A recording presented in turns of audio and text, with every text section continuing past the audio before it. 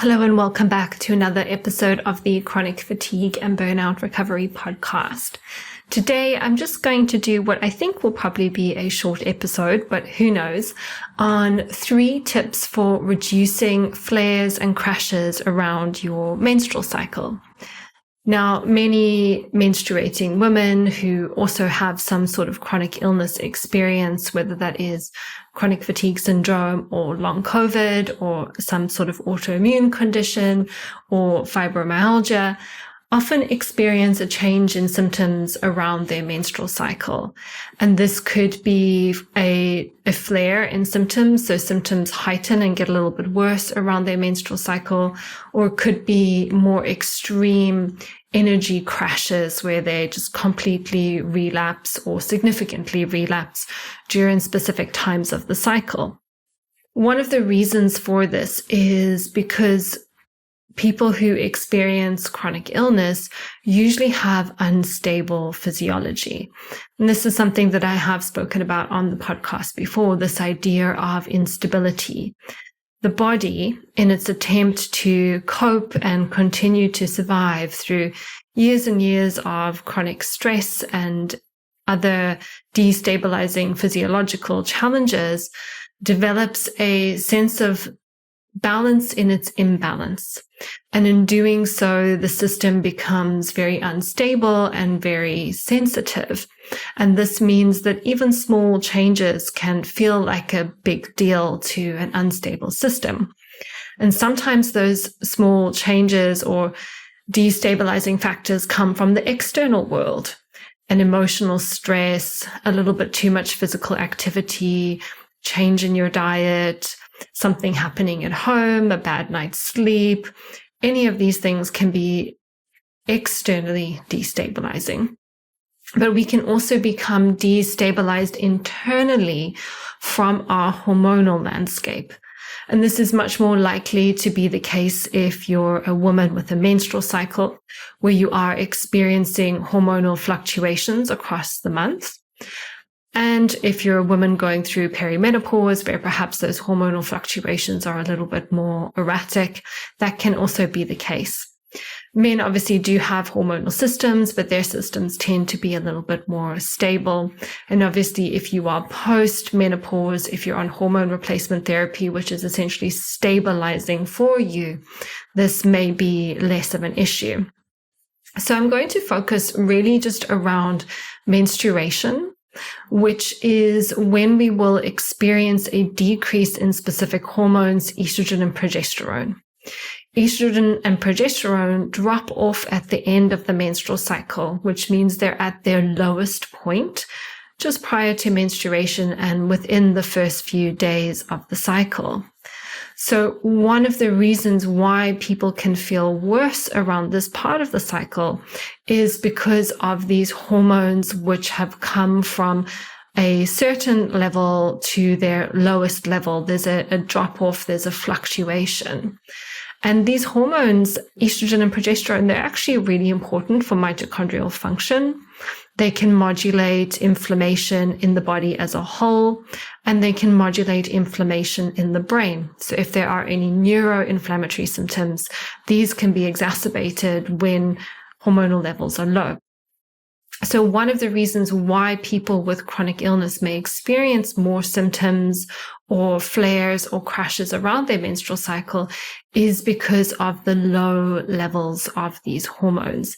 And I know in my own journey with chronic fatigue, this would be the time of my cycle when I would feel my worst.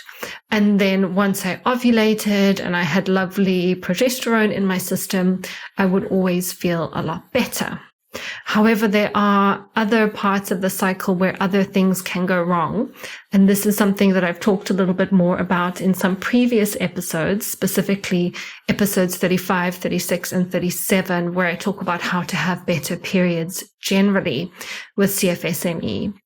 For this podcast specifically, I'm just focusing on those specific end of the cycle, beginning of the menstrual cycle crashes and some of the mechanisms involved. And the first is that which I've already mentioned, which is that there is just this drop in hormones at this part of the cycle, which can be a cause of lower levels of energy, more inflammation is coming to the surface, perhaps more neuroinflammation is coming to the surface. So as we're working on our health generally, we're working on mitochondrial function, we're working on systemic inflammation, we're working on neuroinflammation. And as health improves generally across the board, we start to feel better and better at this low hormone time of the cycle, but there still may be some fluctuations across the cycle because it's not necessarily normal for women to feel completely the same at every single part of their cycle. But the overall baseline should change as your health changes, provided that there's not other things going on which are complicating the picture, which very often is the case, unfortunately, in chronic illness. So we have this situation where hormones are dropping from higher to lower. And then if you're a woman who is predisposed to something known as estrogen dominance, which means that you have higher levels of circulating estrogen, or you have higher levels of estrogen relative to progesterone, then that drop from high to low is even bigger.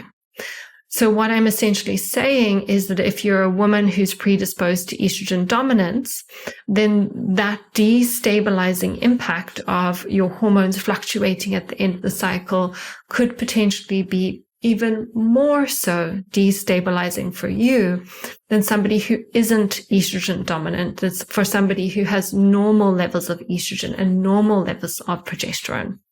So we first of all got the fact that these hormones are just dropping from high to low and then lower at this part of the cycle. But then we've also got that there can be this additional challenge where if estrogen is very high and then drops too low, we feel it so much more because we're feeling the contrast. And that contrast is what creates further instability. Then the final piece of the puzzle, which I feel it's important to touch on here, is thinking about our output. And very often in the chronic illness space, there's an emphasis on maintaining and stabilizing ourselves at a baseline. And obviously I talk about the importance of stability all the time and the importance of stabilizing systems in chronic illness. And we should have stable movement routines and stable sleep routines and stable blood sugar, stable light-dark cycles. We need to stabilize our systems. But for women, we can't maintain the same level of output across a whole cycle. Maybe that's something that a man would be able to do, but for a woman, we need to adjust for our menstrual cycle. And therefore, if we have a particular baseline that works at one part of the cycle, it might not be the same at another part of the cycle. And if you are somebody who is cycle sensitive and you experience fluctuations in symptoms and energy in this beginning part of the cycle around menstruation, then you may need to also adjust your baseline in the days running up to your menstrual cycle and maybe the first few days of your menstrual cycle as well. So those are the three mechanisms involved, or those are the three things that I wanted to touch on today, which is number one, we are operating from a lower level of hormones during menstruation. We are potentially experiencing a bigger destabilizing impact if we are somebody who is more estrogen dominant. And then three, we may be increasing our output relative to our capacity if we are trying to maintain a consistent baseline the whole way through the menstrual cycle. So what are the solutions? It's all very well to understand that these mechanisms are at play, but obviously we want to make your cycles easier. We want to mitigate the amount of intensity of symptom flares that you experience. You may still experience some symptom flares because you will feel different at different parts of your cycle. But we want to make sure that the fluctuations are not as great so that you are experiencing less symptom fluctuations and hopefully less energy crashes, more stable energy, more stability across your menstrual cycle. So what are the three things that you can think about doing? Well, the first thing, and this is something that I personally do, is to increase your consumption of phytoestrogen-rich foods towards the end of your menstrual cycle. And this is designed to compensate for the drop-off in hormones. So what are phytoestrogen-rich foods? Phytoestrogen-rich foods are foods which contain phytoestrogens, which are plant-based estrogens that look like estrogen to the body. They'll bind to estrogen receptor sites, but not at the same strength as your body's own estrogen. So they can have a weak estrogenic effect on the body. My top picks would be soy if you tolerate it. Not everyone does, especially people who have autoimmune conditions. Flaxseed could be an alternative choice to soy, sesame seed, and also fennel, celery, garlic, and onions. So personally, in my own health journey, I would have very, very bad symptoms around my menstrual cycle. I would feel very low in energy. I would feel much more brain foggy. I would get energy crashes. At my worst, I would get menstrual migraines, and I would get a lot of headaches just generally, and just overall just feeling more tired, more achy, more low, more hopeless. And then as my cycle continued, it would just pass. And then I would almost feel like I'm never going to feel that way again. I feel so amazing. And then the next cycle would come, and then I would be horribly disappointed again. And so what I learned was if I had 50 grams of edamame beans, bearing in mind this is soy, and I started to do that around day 21 of my cycle. This is for a 28-day cycle. And then 7 days into the new cycle, so I would do it from day 21 to 28 of the old cycle, day 1 to day 7 of the new cycle. That would be really helpful in terms of creating a little bit more stability in my body. You might not have to do it for the full 7 days, but 7 days I like to choose just in case the cycle is short for whatever reason.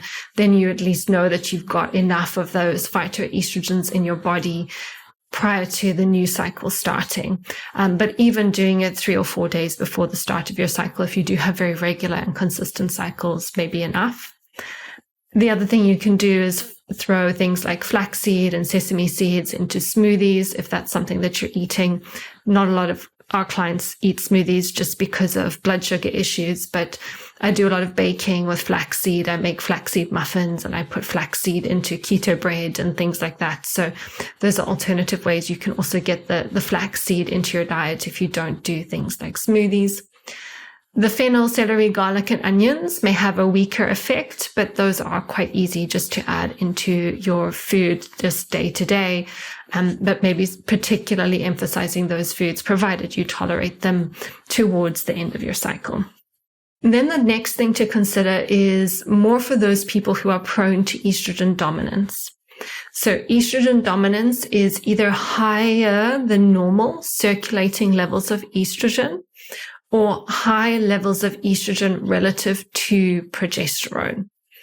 And there can be many reasons why somebody would be prone to estrogen dominance. There can be genetic reasons, but there can also be other things that drive the estrogen dominance, especially in those people who are perhaps genetically predisposed. I'm somebody who is genetically predisposed to estrogen dominance, so this is something that I know I have to stay on top of. And one of the things is the obvious stuff that I probably talk about all the time on this podcast, which is regulating your blood sugar, because insulin highs and lows are going to impact your hormonal balance. If you're somebody who has mast cell activation syndrome, or you have issues with histamine, keep in mind that histamine can create a series of biochemical changes in the body which can increase estrogen. So we do need to get on top of histamine issues as well. And it's kind of like a vicious cycle, because estrogen increases histamine, histamine increases estrogen. So we need to reduce the histamine load and also reduce the estrogen load to just break that cycle. We can also get exposed to chemicals that look like estrogen to the body. So where I spoke about the phytoestrogens, which are weak estrogens we maybe get from food, we can get very, very strong estrogens from chemicals. And these chemicals can be in our beauty care products, makeup we wear, the moisturizer we put on our skin, what we wash our hair with, the sun cream we use. Any kind of chemical beauty products will potentially have these xenoestrogens, which can increase estrogen dominance in the body. So we want to be really mindful of using a lot of natural skincare products that don't have things like parabens in them, don't have things like phthalates in them, which can be estrogen mimicking. Then we also want to think about clearance. Estrogen, being a hormone, needs to get cleared from the body.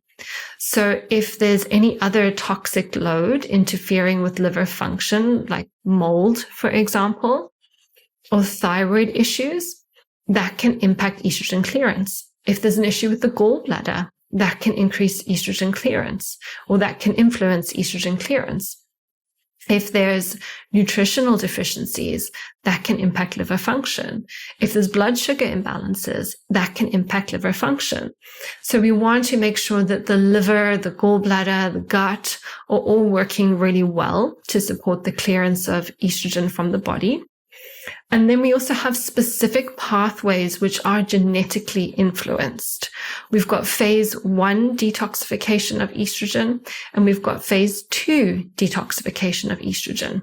And what happens is phase 1 needs to work really well. Then phase 2 needs to work really well. And then we need our digestive health to work really well so we can then clear whatever was created through the phase 2 detoxification from the body. So when we support estrogen clearance, we start with the gut, which also means maybe a little bit of work on the gallbladder to help get any estrogen or any toxins that are being processed by the liver out of the body. So once the gut is working really well and there's regular bowel movements happening, then we want to think about phase 2 estrogen detoxification. And this is where some people can have genetic predispositions that slow this down, and they can really benefit from extra magnesium, extra vitamin B6 can be helpful for this pathway. And then we can then work on optimizing the phase 1 estrogen clearance. And this is where foods like broccoli, cabbage, cauliflower, flax seeds, soy can all help with that estrogen clearance. There are also supplements that you can take, some of the most popular ones being diindolylmethane, which is the active component in a lot of our brassica vegetables, which is why we want to make sure we're eating things like broccoli, Brussels sprouts, cabbage, cauliflower, although those are often difficult for some people's guts to tolerate. And then we also want to think about the things that could potentially be sending estrogen in the wrong direction, down the wrong unhelpful pathways. And that could be pro-inflammatory foods, drinking alcohol, certain medications, blood sugar imbalances, which will all impact those detoxification pathways. So if you are somebody who's prone to estrogen dominance, this can take a bit of time to work out what the things you need to do are to support that estrogen clearance. Testing can be really helpful. So the Dutch Comprehensive Hormones Test can test phase 1 and phase 2 estrogen clearance pathways. And then you know, okay, this one's working well, this one's working sluggishly. These are the nutrients which support this pathway. These are the nutrients which support that pathway. And then you can tailor your estrogen clearance according to the test results, and then always retest further down the line to see if what you've done has helped. But then additionally, because we also clear toxins via the gut, it's one of our biggest drainage pathways. Something like a stool test can also be helpful if we need to work on digestive health as part of this estrogen dominance, as part of the picture of our overall health. So working on estrogen dominance is just one piece of a very complex puzzle when it comes to chronic illness. And so here again, I just want to reiterate that even though we have these ups and downs, if you're a woman with your cycle, the ups and downs do even out as your overall health evens out. So you might be thinking, I've got all these other things going on with my health, and now I need a hormones test, and now I need a stool test, and now I need to work on estrogen dominance. Just also trust that some of the other things that you're doing are supporting this anyway. As part of your health or fatigue recovery journey, you may already be working on blood sugar. You may already be working on histamine. You may already be working on the liver. You may already be addressing things in your gut. We can't do everything at once, but often the things that we are doing are having multiple impacts across lots of different pathways. And so therefore we want to work through things in a systemized way. But this information today about estrogen dominance might be just the thing that you really need to do to move the needle forward. If you feel like you've done so much of the other work, but you're still getting these big cyclical crashes, then maybe this is an opportunity for you to think about this as the next step in your journey. But just remembering that there are many steps and we can't do everything at once. So we've talked already about taking the phytoestrogens towards the end of the old cycle, beginning of the new cycle, just to raise hormonal levels or to buffer against the drop in hormonal levels with the phytoestrogens. We've talked about addressing estrogen dominance. And then the final thing to mention here is what I've already alluded to about pacing. We may just need to surrender and slow down more at the end of the cycle.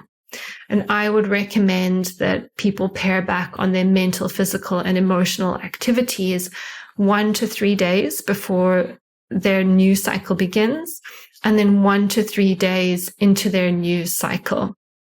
And exactly what that looks like is going to really depend on you and your case. Some people may just need to have an easier day the day before and an easier day the day they start bleeding. And then that's enough for them because their system already has enough inherent stability and resilience to cope. But if you are somebody who's having big fluctuations, big crashes, big changes in energy, big changes in mood, big changes in symptoms, you're probably going to need more support and longer duration of support, which might mean that you need to start winding down at that 3-day point to really start to pull back on your activities and obligations and cocoon yourself a little bit more, add in more self-care, add in more gentleness, add in more slowness, add in more edamame beans if you tolerate them, and really be gentle and kind with yourself. And then once you start bleeding, to really honor the slowness that comes with that and to allow space just to have a little bit more quietness, have a little bit more stillness, have less commitments until you get over that, the first at least 3 days of your cycle. Some people may even need more, and then start to ramp up again. And I've definitely noticed this trend in my own cycle, that even if I feel good, if I push through in the first 3 days of menstruation, it usually comes back to bite me later on. So it's better just to at least once give it a go. Really plan to slow down 3 days before, 3 days into the new cycle, and then just see how that change supports you. Does it make a difference? Does it help you? Is it worth doing? Depending on where you are in your journey, you may have different levels of commitment and different obligations. As you get busier and busier and enter more and more into the world, it is really hard to slow down and take that time for yourself. But it's really worth doing because the rest of your cycle is really going to build on the stability that you've created at the beginning of your cycle. And that's how over time, you'll start to notice with every single cycle, if you can continue to honor this, you should feel that things get a little bit better, a little bit better, and a little bit better. But as with chronic illness, there is always nuance, there's always complexity, there's always lots of different things to think about and consider. So remember that today is just a little snapshot, just a little few tips if this is something that you're struggling with, but there may be other complex parts to your unique picture, which also need to be addressed. So that is all from me today. I hope you have enjoyed listening to this, and I'll see you in the next episode.